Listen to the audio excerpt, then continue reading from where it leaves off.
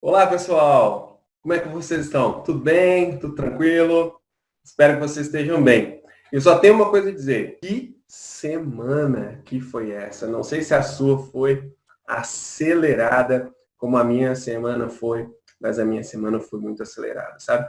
Eu tirei essa semana para colocar a vida em ordem em vários assuntos que eu precisava resolver, alguns cursos online que eu estou fazendo, algumas leituras e principalmente para colocar em dia, sabe? O devocional que eu estou fazendo com os meus filhos. Eu refleti muito. Poxa, eu estou fazendo devocional com as pessoas, né? Online e fazendo um curso sobre crescimento espiritual. E eu tenho aqui 3 pessoinhas para pastorear. Eu preciso dedicar bastante na vida delas. Então, eu tive também um tempo muito gostoso essa semana com os meus filhos, falando de devocional, de discipulado.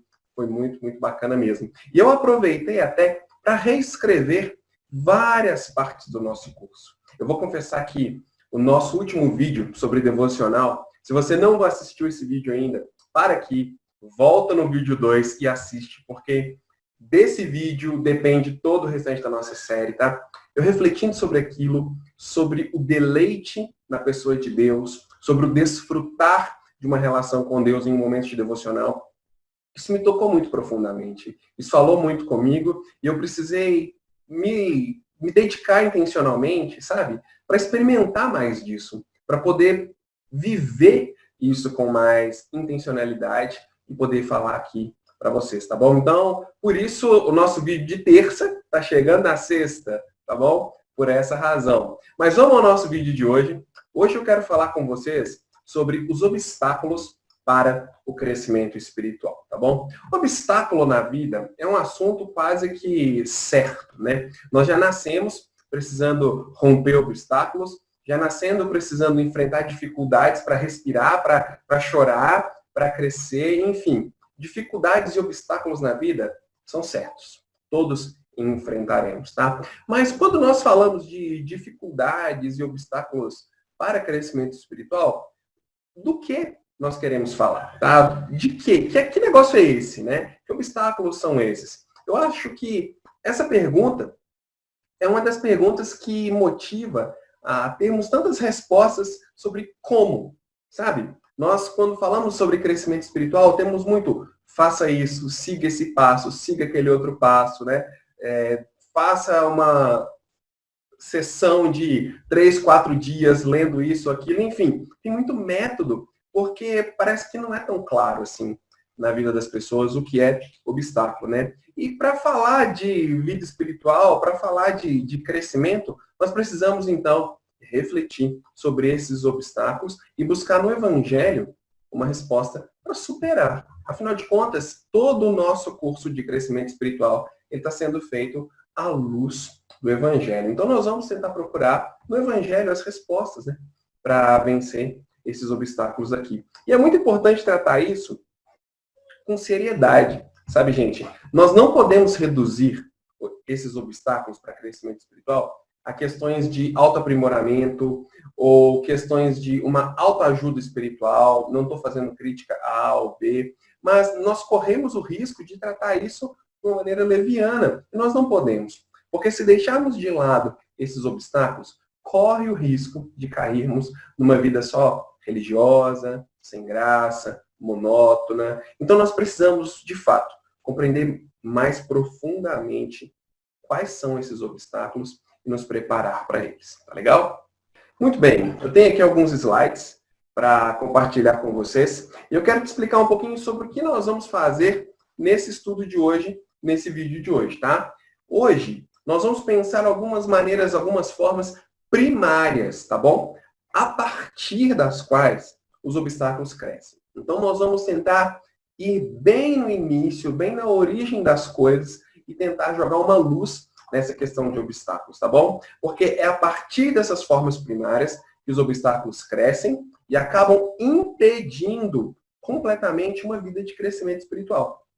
Os vídeos anteriores, o vídeo 1 e o vídeo 2, eram vídeos muito de definição, né? Definindo crescimento, definindo devocional. Mas esse vídeo, no entanto, ele tem o objetivo de levar vocês a refletir sobre esses obstáculos e incentivá-los a parar um pouquinho, incentivá-los a uma breve parada nessa caminhada cristã para avaliar as motivações e o ritmo dessa caminhada. Então, o objetivo hoje é gerar uma reflexão, tá bom?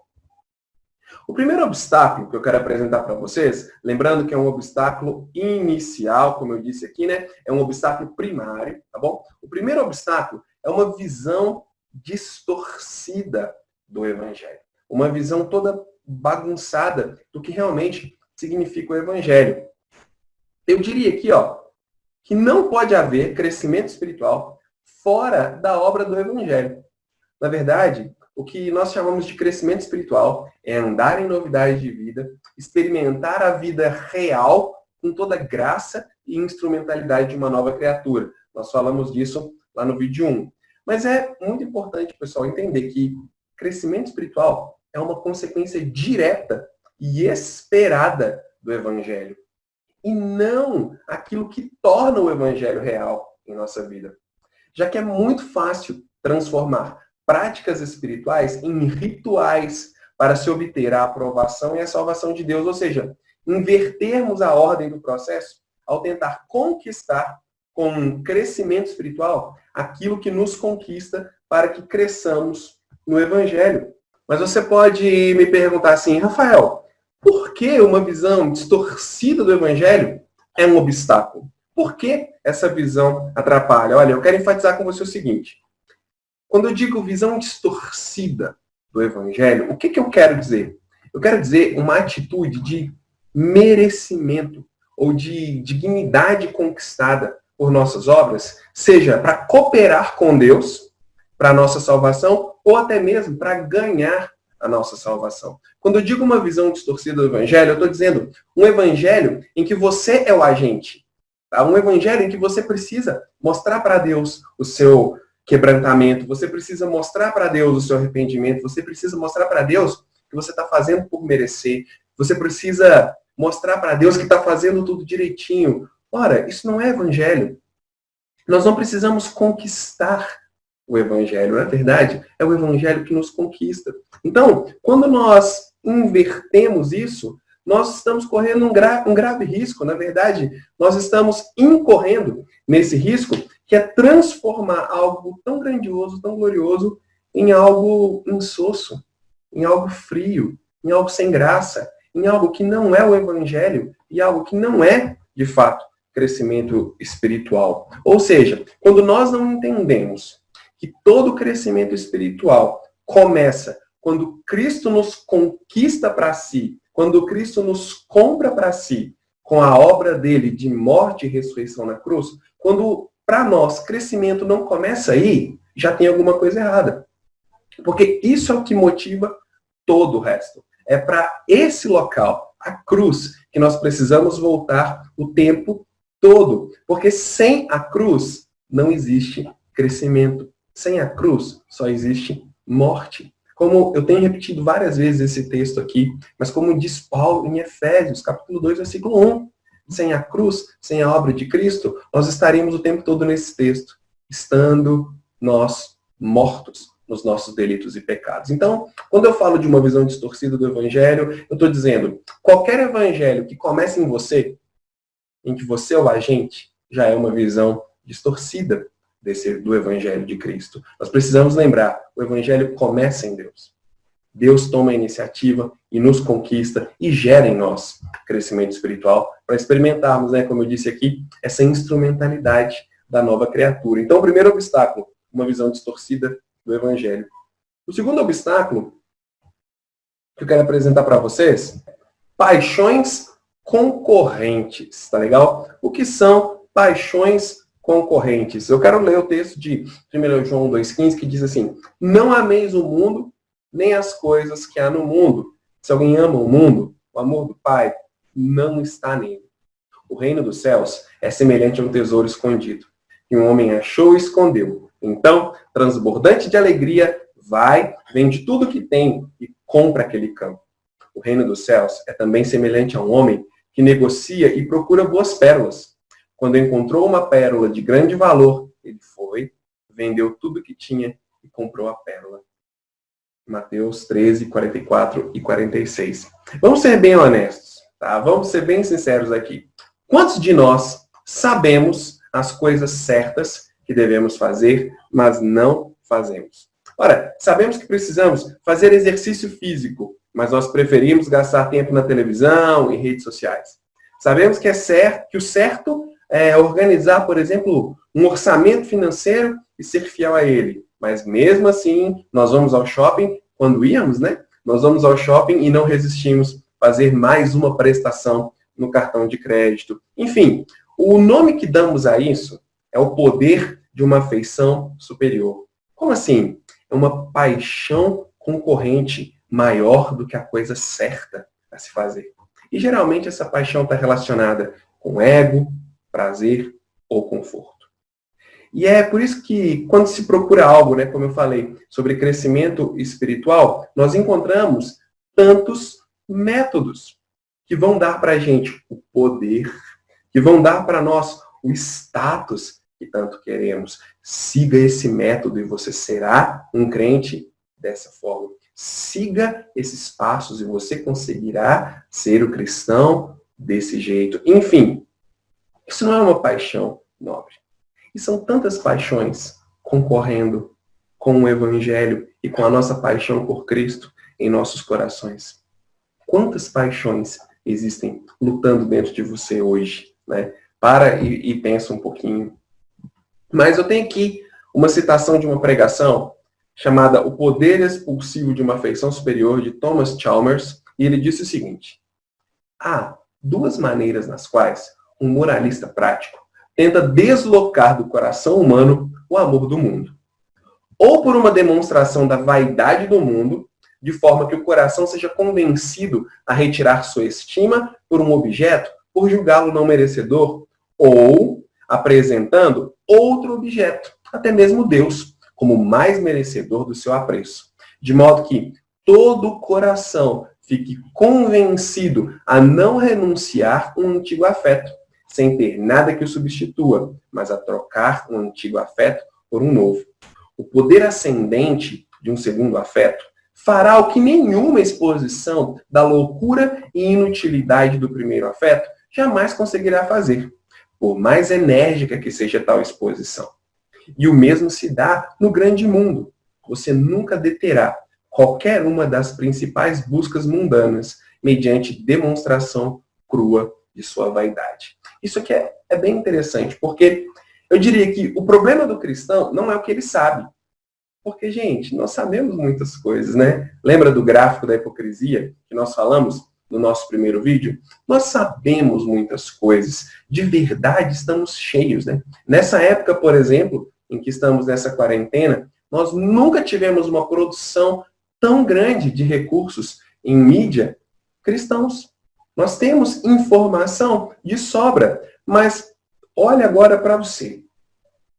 O quanto desse conhecimento afeta de fato, tá, as suas decisões. Talvez o que tenha afetado mais profundamente suas decisões não é o seu conhecimento, mas sim as suas paixões e os seus amores. Então, o que ele vai dizer? Nós precisamos identificar as paixões concorrentes e desenvolver uma paixão superior por Cristo. Porque não importa o quanto possamos argumentar de que algo é ruim, enquanto não dermos uma paixão superior àquilo, ela ainda continuará lá. Vou deixar só uma dica para você aqui, tá bom? Um livro que eu gosto muito, que se chama Você é Aquilo que Ama, tá legal? Eu vou deixar aqui na descrição desse vídeo um link para você encontrar sobre o autor e sobre o livro também, tá bom? Mas vamos continuar aqui. Então, gente, o que eu quero dizer? Quando uma paixão domina o nosso coração, ela motiva as nossas ações. Quando a nossa paixão é Cristo, quando a nossa paixão é Jesus, e quando nós olhamos para aquela cruz e refletimos o que ele fez por nós, essa paixão tem o poder de dominar as outras. E aí, o nosso esforço moralizante, ele cai por terra, porque encontramos uma paixão que vale a pena ser vivida, que vale a pena se entregar por ela, que é a paixão por Cristo. O terceiro obstáculo, tá? Você não está vendo errado, você não está vendo, não, eu não errei o slide aí, é a desorganização. Está de cabeça para baixo mesmo, porque eu quero falar agora sobre aqueles momentos em que a vida está de cabeça para baixo, tá bom? Aqueles momentos em que tudo está bagunçado e desorganizado. Talvez para alguns a própria vida reflete esse momento, né? É uma vida desorganizada. Mas pode ser que nós tenhamos entendido o Evangelho e entendemos o verdadeiro Evangelho, mas ainda assim nós não conseguimos nos organizar para intencionalmente refletir e aplicar a realidade da nova vida conquistada por nós, por Jesus. São tantas coisas acumuladas, tantas tarefas atrasadas, que quando nos damos conta o dia já acabou, ou estamos tão cansados, tão esgotados, que nós não conseguimos ser intencionais e nos deleitar na presença dele. Isso aqui reflete um pouquinho a sua trajetória, o seu dia. Tanta coisa para fazer, tanta coisa acumulada, tanta coisa urgente e emergencial, roubando o seu tempo e roubando a sua atenção, que quando você vê, o dia já acabou. E aí, ou você está cansado demais, ou não dá tempo, e o deleite em Deus se resume em orações para agradecer o alimento, e naquelas orações que eu costumo brincar, que você começa a orar antes de dormir, e você termina a oração no dia seguinte, quando você acorda, né? Enfim. Mas, em primeiro lugar, quando se fala de desorganização, nós precisamos relacionar isso com o obstáculo anterior das paixões concorrentes. Por quê? Porque talvez não tenhamos organização porque estamos sempre buscando as coisas que nos trazem mais conforto, status, né? Aprovação, reputação e prazer.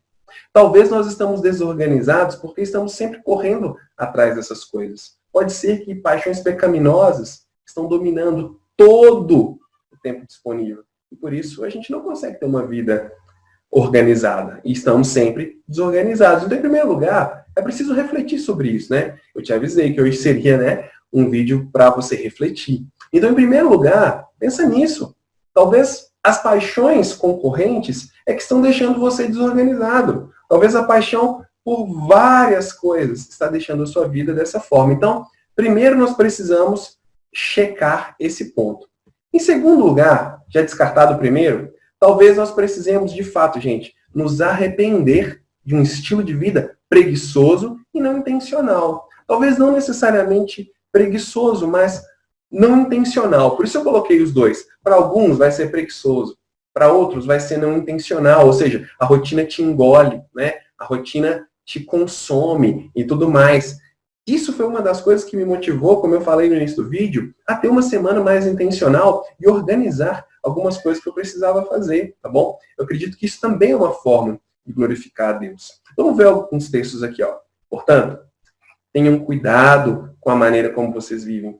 E vivam não como tolos, mas como sábios, aproveitando bem o tempo, porque os dias são maus. Por esta razão, não sejam insensatos, mas procurem compreender qual é a vontade do Senhor. Efésios 5, 15 e 17. Outro texto. Ensina-nos a contar os nossos dias para que alcancemos coração sábio. Talvez a desorganização é um obstáculo na sua vida. E talvez você não precisa de um livro novo sobre como se organizar. Talvez você não precisa de um vídeo novo de como se organizar. Talvez você não precise de mais listas. Talvez você precisa de confessar a Deus que isso é um que isso é um pecado e buscar ajuda. Talvez você precise simplesmente se arrepender, dizer, Deus, eu tenho cultivado esse pecado, por favor, me perdoe, e busca ajuda em um cristão, em um amigo que possa te ajudar, que não tem o mesmo problema que você, mas que possa te ajudar, tá legal? Por mais que pareça maravilhoso viver fazendo apenas aquilo que nos convém, isso é uma vida rala, incompleta, que não desfruta de Cristo e nem das boas obras que Ele preparou para nós. Experimentar o Evangelho é também experimentar equilíbrio para que todas as áreas da vida possam ser desenvolvidas em abundância. E eu citei aqui Mateus 5,48, quando ele diz, portanto, sede vós perfeitos, como perfeito é o vosso Pai Celestial. Portanto, sede vós completos, tá bom? O Evangelho nos afeta em todas as áreas da nossa vida. Por isso, sejamos completos, inclusive na organização do nosso tempo. acredito que isso é um grande obstáculo, né? Mas vamos lá. Quarto e último obstáculo, falta de vida em comunidade. Existe uma grande falácia, uma grande mentira nos nossos dias de que a igreja é o indivíduo e que o que importa é o relacionamento pessoal com Deus e nada mais. Ou seja, eu sou a igreja, Cristo está em mim, eu não preciso de uma igreja, de uma congregação, eu não preciso disso. Jesus está em mim, eu sou a igreja e ponto. Gente, infelizmente, nós precisamos concordar que essa é uma postura de resposta extrema a alguns erros da igreja. Tá? Mas nem por isso essa postura se torna verdadeira. Porque relacionamentos saudáveis e vida em comunidade são grandes e insubstituíveis vetores, propulsores de crescimento espiritual. Quando nós nos afastamos disso ou criamos barreira para aprofundamentos relacionais, de prestação de contas e de mutualidade, nós perdemos a graça de obter uma visão externa de nós mesmos. E nos colocamos longe daquilo que a Bíblia diz ser tão necessário para a nossa caminhada, como exortação, incentivo, cuidado, perdão, amor, confrontação, confissão e, por fim, o crescimento. A tendência de se afastar de relacionamentos profundos, ela é muito grande. Estamos numa cultura cada vez mais individualista, onde cada vez mais olhamos para dentro de nós e vivemos para nós. Mas o cristianismo, ele é algo para ser vivido em comunidade, onde nós precisamos um do outro, do olhar do outro, do incentivo, do amor, do perdão, da confrontação do outro também. Então, um obstáculo para o crescimento é quando nós nos afastamos disso e tentamos nos fechar. Tá? Deixa eu falar uma coisa para você. Não dá para caminhar sozinho. Nós precisamos de alguém ao lado. Nós precisamos que alguém olhe para nós e nos motive, ou que alguém olhe para nós e nos confronte, que alguém olhe para nós e nos dê graça. Porque a caminhada, às vezes, fica difícil. E o que nós queremos é ouvir que tem alguém ao lado, é perceber que tem alguém ali junto com a gente. Então, falta de vida em comunidade é um obstáculo para que cresçamos na graça. Olha alguns versículos aqui. Não deixemos de nos congregar, como é costume de alguns. Pelo contrário, façamos admoestações ainda mais agora que vocês veem que o dia se aproxima. Portanto, consolem uns aos outros e edifiquem-se mutuamente, como vocês têm feito até agora. Levem as cargas uns dos outros e assim cumprirão a lei de Cristo. O ferro se afia com ferro, uma pessoa pela presença do seu próximo. Portanto, confessem os seus pecados uns aos outros e orem uns pelos outros, para que vocês sejam curados. Muito pode, por sua eficácia, a súplica do justo. Olha, eu quero dar um testemunho pessoal para vocês. Por muitos anos, eu vivi isolado, mesmo como pastor. Eu acabei vivendo isolado, sem um relacionamento de discipulado, de prestação de contas. Isso foi muito ruim, isso fez muito mal para mim, porque a minha vida ela era estagnada, ela era como uma água parada. Tá? E quando eu me abri para relacionamentos mais profundos, de discipulado, de mutualidade e de mentoreio, Deus abriu um novo horizonte para mim. E situações que há muitos anos eu lutava com elas, eu consegui caminhar para frente, eu consegui me deleitar na vida que Cristo estava me oferecendo e que aquele obstáculo me impedia de desfrutar. Então fica aí um desafio e uma reflexão para você, né? Se envolver em discipulado e se abrir uma vida em comunidade mais profunda. E por fim, nós queremos descansar no Evangelho. Afinal de contas, é Ele quem muda tudo, né? Nós não podemos e nem devemos falar de crescimento espiritual fora de uma perspectiva saudável do Evangelho. A Bíblia nos diz que Deus efetua em nós tanto o querer como o realizar segundo a sua boa vontade. Por isso, podemos descansar, sabendo que do Senhor virá o crescimento a partir da regeneração. Nosso papel é, como Paulo diz em 1 Tessalonicenses 5,19, não apagar o espírito, ou seja, ceder a esses obstáculos. Que o maior e mais valioso tesouro, o reino de Deus, que nos foi comprado pelo sacrifício de Cristo, nos motive a subjugar e abandonar todo o resto pelo prazer de desfrutar desse Salvador. Que Deus abençoe a sua reflexão a partir desse vídeo de hoje. Um grande abraço e até a próxima.